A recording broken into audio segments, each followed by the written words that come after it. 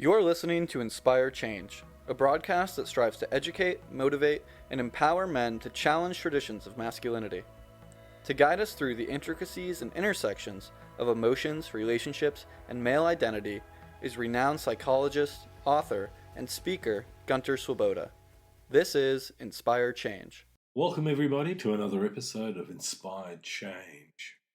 So, before I get into the content of today's podcast, let me just extend a very warm thank you to Grace and Art, Rish Thakkar and Nate Munoz, who joined me and Dr. Mark Williams in the last podcast for an hour-long conversation about the issue of Jordan Peterson and some of the shortcomings, in a sense, about the message that he provides, especially or essentially to men. So, whilst I'm on the issue of thanks, let me also then thank Dr. Mark Williams, a friend and colleague of mine, who we share a whole bunch of intellectual and academic ideas and thoughts that I think are really crucial at this point in time in our history. So it was wonderful to have everybody there. And what I particularly liked was the fact that, Mark and I are fundamentally the seasoned guard. I often refer to myself, not in a derogatory way, but as a silverback gorilla. My hair is the dead giveaway for that. But it's also about the idea that we are now moving into an age, well, especially me, but also Mark to some degree, where we, in a way, are looking for the next generation to carry the torch, because there needs to be, that idea of legacy. We need young men to start critically examining themselves, the attitude, beliefs, and values that they hold, both about themselves, but about issues like gender, climate, the economy. I keep coming back to this idea that we've been spun stories that have become highly destructive. I place the argument in front of everybody to suggest that we're living in an economic feudal system. Neoliberalism has, crushed the middle class, which is in fact the very mechanism wherein we experienced a heightened sense of prosperity and well-being during the 50s and 60s and the first parts of the 70s. But it wasn't to be. In came people like Margaret Thatcher, Ronald Reagan, Alan Greenspan, Ayn Rand, who essentially embarked on a project of social engineering to restate and reinvest in the conservative ideals and ideologies that they felt were appropriate. So out with the progressive, in with the old, and society was going to be the better of it. And in fact, the transition was from more of a social policy perspective in politics to an economically driven one. I'm not going to dwell on this in this podcast. I'm just laying it down there. So, part of the reason why I am bringing it up is Jordan Peterson is one of those, in my book, dinosaurs who harkens back to the good old days and to tradition and family values. And don't get me wrong, I am absolutely committed to the whole idea of family values. But the question is, what sort of values are we going to embrace and articulate in our day-to-day living? And, my concern is that the ideas, to a large degree, coming from people like Jordan Peterson and the ilk that's around him, is that those ideas, those ideals are just as toxic as what we've had through neoliberalism, through the whole patriarchal framework. We need to divest. And I keep talking about deconstruct patriarchy, and we will begin to see a massive shift in things like social awareness, personal awareness, including well-being, physical and psychological well-being. So part of the last show was, if I'm going to condense it a bit, just to, catch everybody up a little bit, it was firstly the question of resistance to persuasion. Okay, so one of the things that I asked the young guys was fundamentally, what is it that inoculated you against the sort of indoctrination of someone like Jordan Peterson? And it was fascinating because the guys confirmed to me what I see in therapy and in coaching and in groups all the time. And that is, firstly, if you've had an experience of an autocratic father figure like Jordan Peterson, you're either going to try and embrace it, in other words, to try and get the love and affection from that idealized person that you didn't get from the real person in your life, or you would have had a childhood and an adolescent where you got to enjoy a secure attachment with your caregivers so that you didn't need to sort of grapple and try to find some facsimile or avatar that represents the father, the real father or the mythological father in some sense. And so, I think this is an extraordinarily important aspect when we're trying to examine the lives of men. Okay? And it has bearing too on the lives of women, but particularly speaking, I'm looking at it from the, through the lens of masculinity. So their stories to me were extremely thought-provoking and touching, as they always are, not just with these guys, but with any male that I work with. Because the big myth that's been going around in many respects has been that idea that somehow we as men are emotionally wanting. It's a myth that's perpetuated a lot of times by men themselves, that we lack emotional complexity. And frankly, I call bullshit on that. We don't. We are actually emotionally highly complex, but we have defense mechanisms that we've gathered through our socialization that has overlaid our emotional complexity with a very simplistic two-dimensional sort of construct. It fits the patriarchal idea of all good things are binary. Good, they're bad, they're successful, they're a failure, all that sort of stuff. And again, not real. It's a story that we're telling ourselves, or that we've been told, and been told to adhere to it. Okay? So this two-dimensional story that's been perpetuated is one that I think that we need to be, constantly vigilant for. We need to, shed those defense mechanisms that constrain us to being, emotionally flatlined in a way. And so part of that comes through rethinking what being male really means to me and to men in general and in relationship to women. And it's not a two-dimensional story. It's not about alpha males. And you've heard me debunk that notion about alpha males time and time again.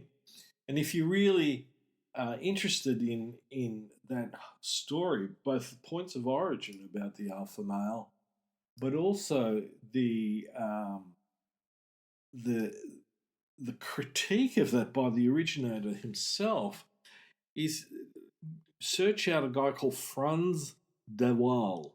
And he's done an enormous amount of work with primates, and he's a fascinating character.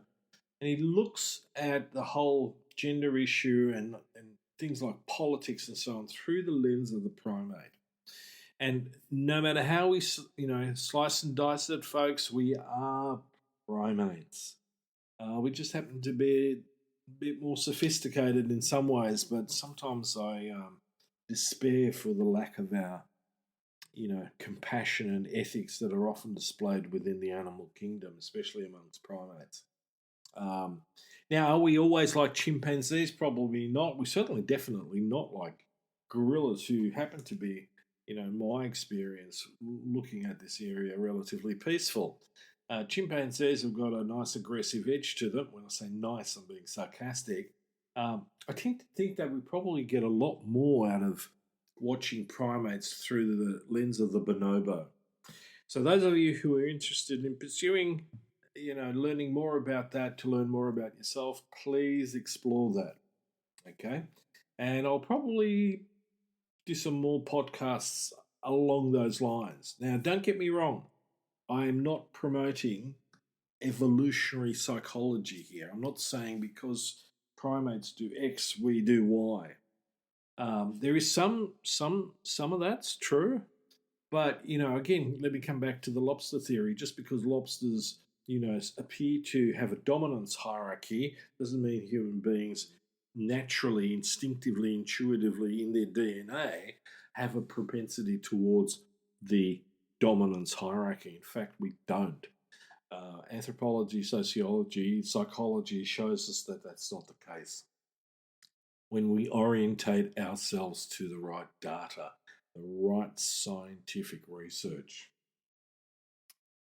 So, if we're going to expand this, my argument is that we need a new story about men. We need one that's much more rich in complexity and in its explanatory power. Why are we the way that we are? So the first cab off the rank for that, and this is what I want you to take out of this particular podcast, is that the new story doesn't talk about masculinity. It talks about masculinities. It was a concept that was coined by Connell in 2005. She's a feminist academic, and she really got into that whole notion of multiple masculinities. That there is more than one kind of masculinity, and that what's considered to be masculine differs by race, by class, by ethnicity, by sexuality, and by gender. So, to expand that argument, fundamentally, masculinity, therefore, is a social construct which is distinct from male biological science. So, just because you have a penis doesn't define your masculinity. Definitions of masculinity do strongly vary across cultures and even historical periods. And this is a really important idea, folks, and that is that both males and females can perform masculinity and femininity. And this is where a lot of people get their knickers in a knot, especially when it comes to gender orientation at work and, the whole idea, so for example, women can't be in the armed forces because they can't do what men do in the armed forces. Bollocks.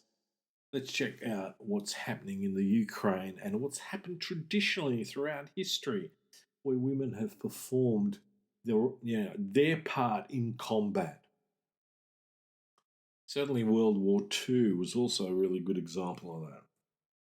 So it is important then that we define masculinity as a set of thoughts, feelings, and behaviours that are generally considered to be appropriate for boys and men. Right? Now, here's the trick with that. That's changing. That landscape is changing. And one of the things that it demands is that we men become more flexible, and patriarchy makes us rigid.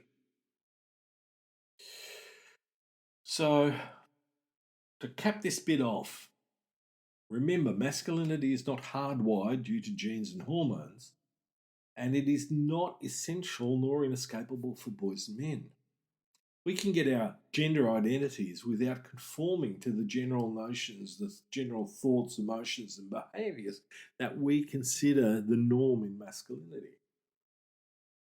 So, that's really important. Now, let me just address one other aspect here, which I think is critical, and that is the notion of toxic masculinity.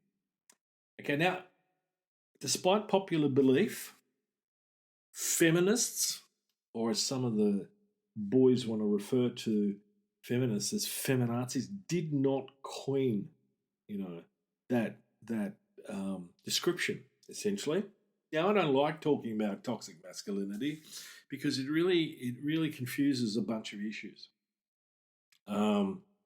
So where did that idea come from? Okay, so it didn't come from feminists, and it didn't come out of the Me Too movement, right? So let's put it in a historical context. It fundamentally arose from the mythopoetic men's movement of the 1980s and 1990s, and really has its basis ultimately in psychoanalysis and stemming primarily from the work of Carl Jung. Okay, so now we get an overlap. Jordan Peterson, Carl Jung, fanboy. Okay, and I'm not right here and now going to do a critical analysis of why some of this has some major problems. Apart from the fact that the mythopoetical movement, in particular the ideas of a guy called Michael Mead and Sam Keen, focused on the absence of mythological spirituality in most people's lives, especially men. And so they began to focus on the notion of looking at traditional anthropological groups like the traditional tribesmen in Africa, the Hausa, Celtic traditions in Ireland, and so on, and to try and gain some sense of what's missing in our cultural landscape that could help men and boys to grow as a human being and to operate at a much healthier level. So when we talk about toxic masculinity, we're talking about those thoughts, behaviors, attitudes, values that are not healthy for either men or women or children. In other words, they're toxic.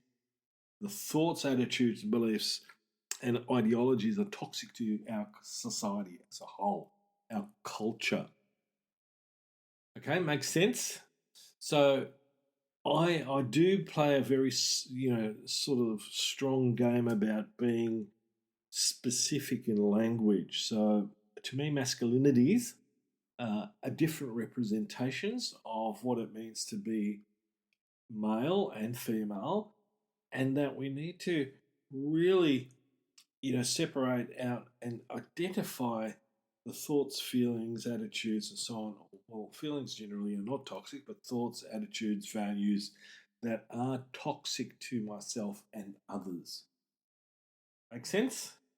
So it's a really important distinction. And I thought I'd focus on that because there's so much stuff thrown around in this arena.